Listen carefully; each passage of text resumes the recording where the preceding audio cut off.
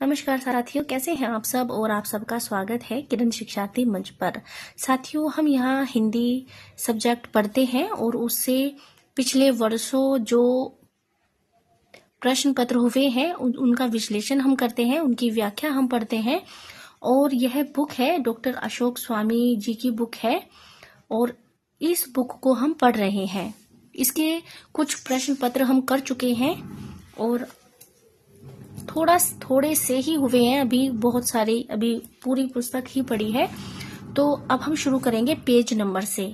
देखिए, क्वेश्चन तो क्वेश्चन होते हैं, चाहे वो पहला प्रश्न पत्र हो, दूसरा हो, अगले वर्ष का हो या कई वर्षों के मिलाकर हो। महत्वपूर्ण हमारे लिए व्याख्या हो जाती है और इस बुक का अध्ययन हम कर रहे हैं। अगर जो साथी मेरे साथ जुड़ना चाहते हैं वो बिल्कुल जुड़ सकते हैं और इस पुस्तक को मेरे साथ मिलकर पढ़ सकते हैं। तो ये प्रश्न पत्र है, यूजीसी नेट परीक्षा जून 2007 का है। इससे पहले के प्रश्न पत्र अपलोड हैं, आप उनको देख सकते हैं। और अब हम पेज नंबर लेकर चलेंगे। ये चीज मैटर नहीं करती, मैटर करता है कि हमने कितना पढ़ा है, कितने ध्यान से पढ़ा है। और पेज नंबर है, पेज नंबर आप देख लीजिए, 47 पेज नंबर से आज हम शुरू करेंगे और देखते हैं हम 49 तक करते हैं या पूरे 50 करते हैं या 48 तक करते हैं। तो पेज नंबर ही लेकर हम चलेंगे। तो चलिए शुरू करते हैं। इसमें जो पहला प्रश्न है वो है, निम्नलिखित बोलियों में कौन सी बोली उत्तर प्रदेश में नहीं बोली जाती है। निम्नलिखित बोलियों में कौन सी बोली उत्तर प्रदेश में नहीं बोली जाती है। अवधी, ब्रज, मैथिली, खड़ी बोली। तो इसमें जो उत्तर प्रदेश में नहीं बोली जाती है वो है मैथिली नहीं बोली जाती है। इसकी व्याख्या है, मैथिली मुख्य रूप से बिहार के 15 जिलों में बोली जाती है। दरभंगा, मधुबनी, सीतामढ़ी, समस्तीपुर, मुंगेर, मुजफ्फरपुर, बेगूसराय, पूर्णिमा, कटिहार, किशनगंज, शिवहर, भागलपुर, मधेपुरा, अररिया और सुपौल की आम बोलचाल की भाषा है। कौन सी है? अवधी है यहाँ की आम बोलचाल की भाषा। इसके अलावा झारखंड के भी कुछ जिलों में मैथिली है। इसके अलावा झारखंड के कुछ जिलों में भी मैथिली बोली जाती है। अब देख लेते हैं अगले प्रश्न को।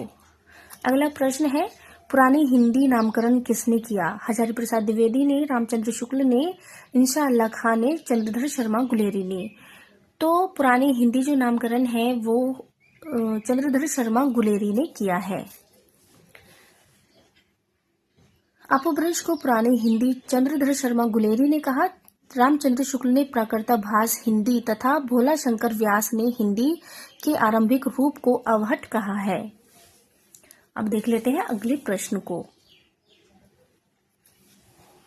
अगला प्रश्न है, हिंदी को राजभाषा के रूप में मान्यता कब मिली। 26 जनवरी 1950 को, 14 सितंबर 1949 को, 15 अगस्त 1947 को, 14 सितंबर 1955 को। तो हिंदी को राजभाषा के रूप में मान्यता जो मिली वो मिली 14 सितंबर 1949 को। हिंदी को राजभाषा के रूप में मान्यता 14 सितंबर 1949 को मिली, इसीलिए 14 सितंबर को हिंदी दिवस के रूप में मनाया जाता है। अब देख लेते हैं अगले प्रश्न को। अगला प्रश्न है, क्षय ध्वनि का उच्चारण स्थान है। दंत्य, औष्ठ्य, तालव्य, वत्स्य। तो क्षय ध्वनि का जो उच्चारण स्थान है वो है तालव्य। यहाँ पर वर्ग दिए गए हैं। यहाँ पर अघोष अल्पप्राण कौन से हैं, अघोष महाप्राण कौन से हैं, सघोष अल्पप्राण कौन से हैं, सघोष महाप्राण और सघोष अल्पप्राण नासिक के वर्ण कौन से होते हैं वो यहाँ दिए गए हैं। अब देख लेते हैं अगले प्रश्न को। अगला प्रश्न है, किन रचनाकारों की भाषा को संध्या भाषा कहा गया। बौद्ध, सिद्ध, जैन मुनि, संत कवि, रासक परंपरा। तो संध्या भाषा जो कहा गया है वो कहा गया है बौद्ध सिद्धों की भाषा को संध्या भाषा कहा गया है। बौद्ध एवं सिद्धों की भाषा को संध्या भाषा कहा गया। बौद्धों एवं सिद्धों की भाषा को संध्या भाषा कहा। विधुशेखर शास्त्री ने संध्या भाषा कहा। मुनिदत्त तथा अद्वैवज्र सूरी ने। अब देख लेते हैं अगले प्रश्न को। प्रश्न है, कौन सी कृति जायसी की है? मधुमालती, मृगावती, कहनावत, अनुराग। तो जो जायसी की रचना है वो है कहनावत है जायसी की रचना। यहाँ पर कवि है, यहाँ पर रचनाएं दी गई है। मंझन की है मधुमालती 1545, कुतुबन की है मृगावती 1501, जायसी की है पद्मावत 1540, अखरावट, आखिरी कलाम, चित्ररेखा, कहरनामा, मसलानामा, कहनावत, परमार्थ जपजी, नैनावत, चंपावत।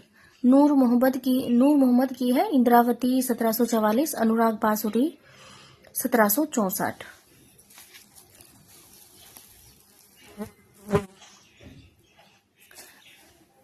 अगला प्रश्न है, हिंदी साहित्य के आरंभिक काल को सिद्ध सामंत काल किसने कहा? रामकुमार वर्मा ने, राहुल सांकृत्यानंद ने, गणपति चंद्र गुप्त ने, मिश्र बंधु ने।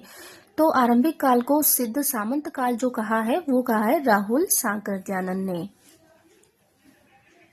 यहाँ पर प्रयोक्ता दिए गए हैं, यहाँ पर नाम दिया गया है कि किसने क्या नाम दिया। रामकुमार वर्मा ने दिया है संधि काल और चारण काल। राहुल सांकृत्यानंद ने दिया है सिद्ध सामंत काल। गणपति चंद्र गुप्त ने कहा है प्रारंभिक काल। मिश्र बंधुओं ने कहा है आरंभिक काल। अब देख लेते हैं अगले प्रश्न को। अगला प्रश्न है, मध्वाचार्य किस संप्रदाय के संस्थापक हैं? द्वैत के, अद्वैत के, शुद्धाद्वैत के, विशिष्टाद्वैत के। तो मध्वाचार्य जो संस्थापक हैं वो है द्वैत संप्रदाय के। संप्रदाय दिए गए हैं, संस्थापक दिए गए हैं। द्वैतवाद मध्वाचार्य, अद्वैतवाद शंकराचार्य, शुद्धाद्वैतवाद वल्लभाचार्य, विशिष्टाद्वैतवाद रामानुजाचार्य। अब देख लेते हैं अगले प्रश्न को। तुलसीदास की किस रचना का संबंध ज्योतिष से है? रामलला नहचू का, जानकी मंगल का, हनुमान बाहुक का, रामाज्ञा प्रश्नावली का। तो तुलसीदास की रामाज्ञा प्रश्नावली का संबंध ज्योतिष से है। रामाज्ञा प्रश्नावली। देखिए, जब हम चीजों को बार बार पढ़ते हैं तो वो हमें याद हो जाती है और इसी के लिए यह रिवीजन शुरू किया गया है। तो आप मेरे साथ बिल्कुल जुड़ सकते हैं और अपनी तैयारी को बेहतर बना सकते हैं। इसकी व्याख्या है, रामाज्ञा प्रश्नावली तुलसीदास की ज्योतिष संबंधी रचना है जिसका एक नाम दोहावली रामायण भी है। इसकी रचना तुलसीदास ने मिश्र गंगाराम के अनुरोध पर की। इसमें 7 कांड हैं। तुलसी की रचनाएं यहाँ पर दी गई हैं, यहाँ पर उनका विषय दिया गया है। रामलला नहचू अवधी भाषा में रचित प्रबंधात्मक काव्य है। जानकी मंगल अवधी भाषा में रचित सीता राम विवाह की कथा है, ये खंड काव्य है। हनुमान बाहुक बाहु पीड़ा से मुक्ति पाने के लिए इसकी रचना की। रामाज्ञा प्रश्नावली एक ज्योतिष ग्रंथ है। अब देख लेते हैं अगले प्रश्न को।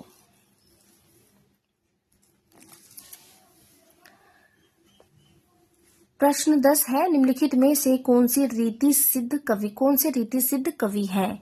देव बिहारी, मतीराम, पद्माकर। तो जो इसमें से रीति सिद्ध जो कवि हैं वो है पद्माकर। पद्माकर नहीं है, बिहारी है। रीति सिद्ध जो कवि हैं वो है बिहारी। पद्माकर तो रीति मुक्त कवि हैं। रीतिकालीन कवियों को विश्वनाथ प्रसाद मिश्र ने 3 भागों में विभाजित किया है, रीतिबद्ध, रीति सिद्ध और रीति मुक्त। रीतिबद्ध कवियों में आते हैं केशव, मतीराम, चिंतामणि, देव, सोमनाथ, भिखारीदास, पद्माकर। रीति सिद्ध कवियों में आते हैं बिहारी, सेनापति, कृष्ण कवि, पजनेश, रसनिधि, निवास, हठी जी, राम सहाय। और रीति मुक्त कवि में आते हैं घनानंद, बोधा, ठाकुर, आलम, द्विजदेव। अब देख लेते हैं अगले प्रश्न को। अगला प्रश्न है, हिंदी प्रदीप के संस्थापक हैं भारतेंदु हरिश्चंद्र, बालकृष्ण भट्ट, प्रेमघन, राधा कृष्ण दास। तो हिंदी प्रदीप के जो संस्थापक हैं वो हैं बालकृष्ण भट्ट।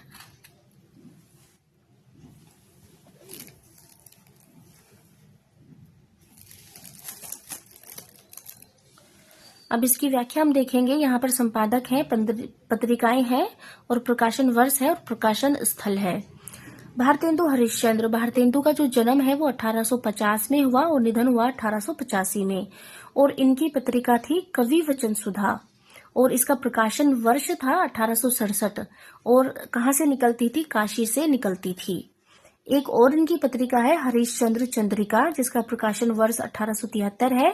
और एक है बाला बोधनी, जिसका प्रकाशन वर्ष है 1874।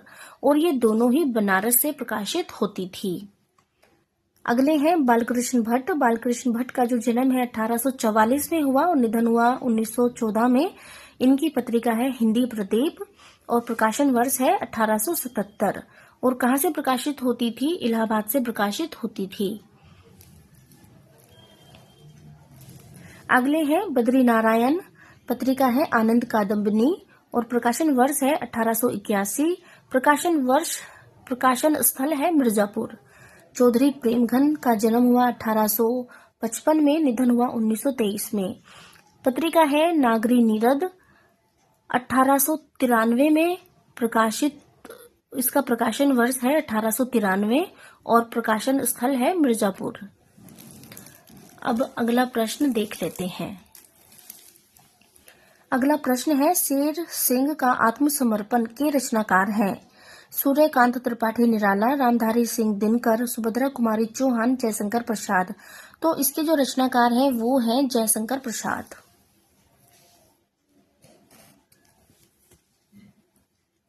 शेर सिंह का आत्मसमर्पण जयशंकर प्रसाद की लंबी कविता है जो उनके काव्य संकलन लहर 1933 में संकलित है। इस कविता में अपने घर में छिपे गद्दारों के प्रति सचेत रहने का संदेश दिया गया है। इसमें देश प्रेम व राष्ट्रीयता की भावना है। प्रश्न है, कवि कुछ ऐसी तान सुनाओ जिससे उथल पुथल मच जाए। किसकी पंक्ति है? बालकृष्ण शर्मा नवीन की, राम नरेश त्रिपाठी की, माखनलाल चतुर्वेदी की, सोहनलाल द्विवेदी की। तो ये जो पंक्तियां हैं ये है बालकृष्ण शर्मा नवीन की पंक्तियां हैं।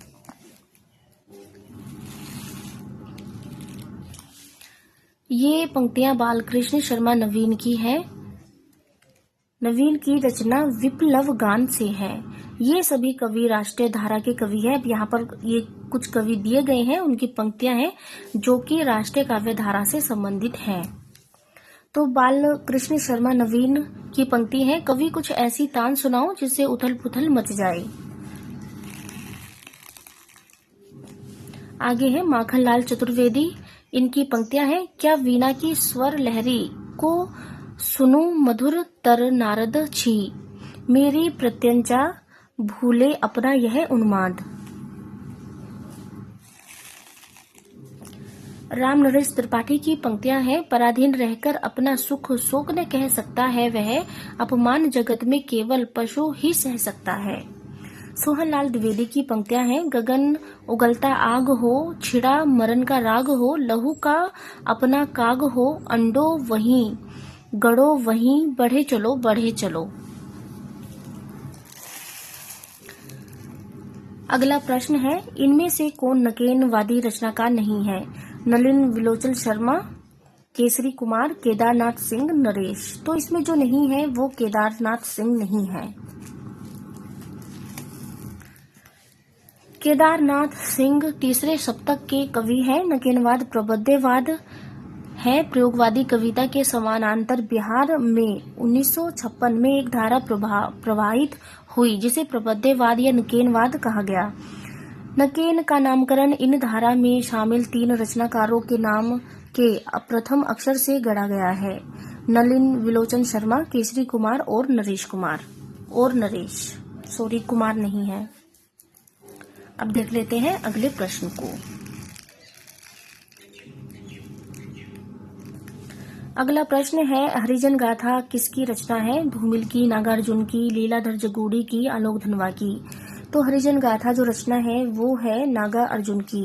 हरिजन गाथा 1980 ईस्वी नागा अर्जुन की लंबी कविता है। यह यथार्थ पर आधारित कविता है जिसमें जातिगत कट्टरता एवं भेदभाव के कारण छोटी जातियों के साथ अत्याचारपूर्ण व्यवहार का वर्णन हुआ है। यहाँ पर लेखक दिए गए हैं और यहाँ पर कविता है। सुदामा प्रसाद पांडे धूमिल की जो कविता है वो है संसद से सड़क तक 1972, कल सुनना मुझे 1976। नागा अर्जुन की है हरिजन गाथा 1980, बादल को घिरते देखा है तुम्हारी दंतुरित मुस्कान। लीलाधर जगोड़ी की है नाटक जारी है 1972, शंखमुखी शिखरों पर बलदेव खटीक 1977। आलोक धनवा की है दुनिया रोज बनती है।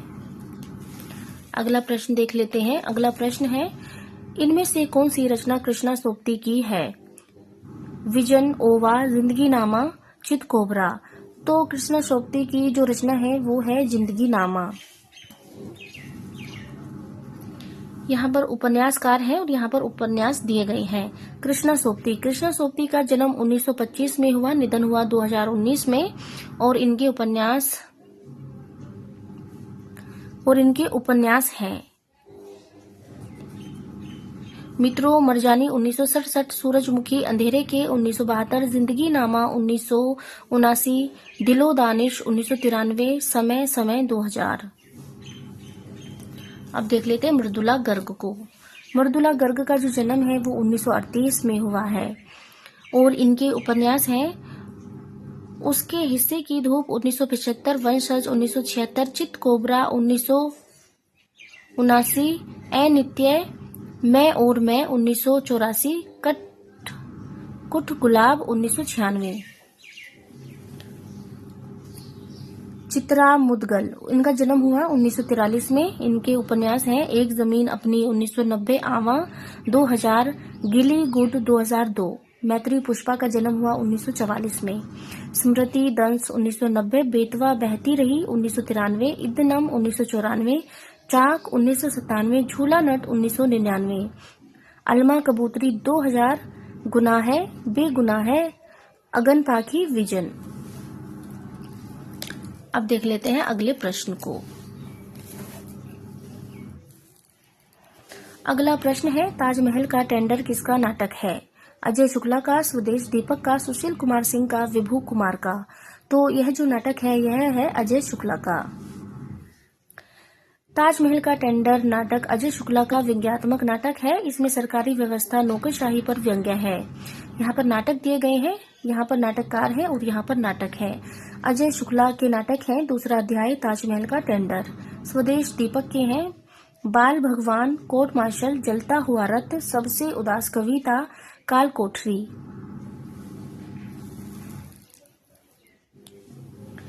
सुशील कुमार के हैं चार यारों के यार। विभू कुमार के हैं बेदरो दीवार का एक घर बनाना चाहिए, हवाओं का विद्रोह है। अगला प्रश्न है अनुमितिवाद की अवधारणा किसकी है? भटनायक की, विश्वनाथ की, भटलोलट की, शंकुक की। तो जो अनुमितिवाद की अवधारणा है वो शंकुक की है। यहाँ पर आचार्य दिए गए हैं, यहाँ पर सिद्धांत है और यहाँ पर दार्शनिक मत है और यहाँ पर संयोग दिए गए हैं। तो भटलोलट इनके जो सिद्धांत है वो है उत्पत्तिवाद या आरोपवाद।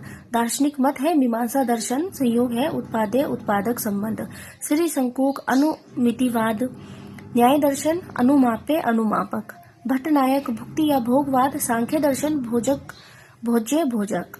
अभिनव गुप्त का जो सिद्धांत है वो है अभिव्यक्तिवाद, शैव दर्शन, व्यंग्य व्यंजक।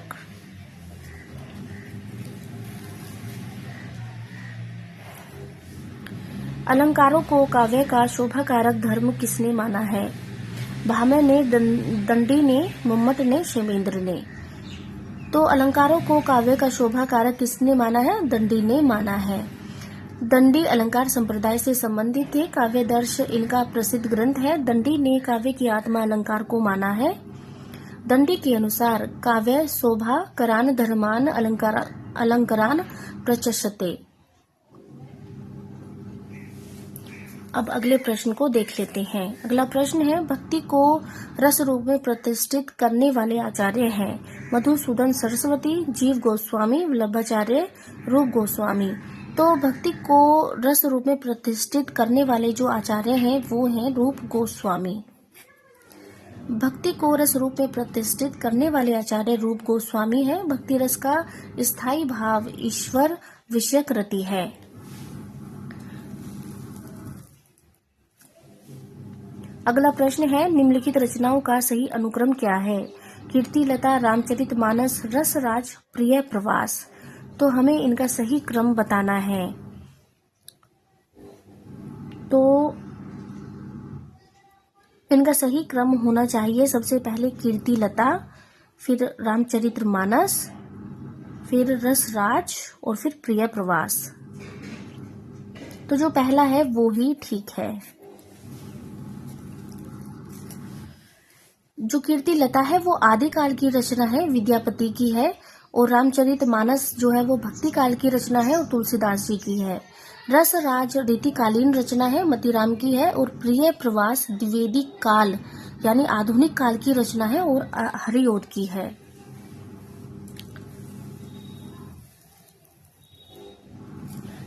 अगला प्रश्न है, निम्नलिखित कृतियों का सही अनुक्रम कौन सा है? कृतियां हैं नए पत्ते, आंसू, ग्रंथि, ठंडा लोहा। तो हमें इनके क्रमानुसार इनको लगाना है। तो सबसे पहले है ग्रंथि, फिर आंसू, फिर है नए पत्ते और फिर ठंडा लोहा। तो सी ठीक है, क्रम सी ठीक है।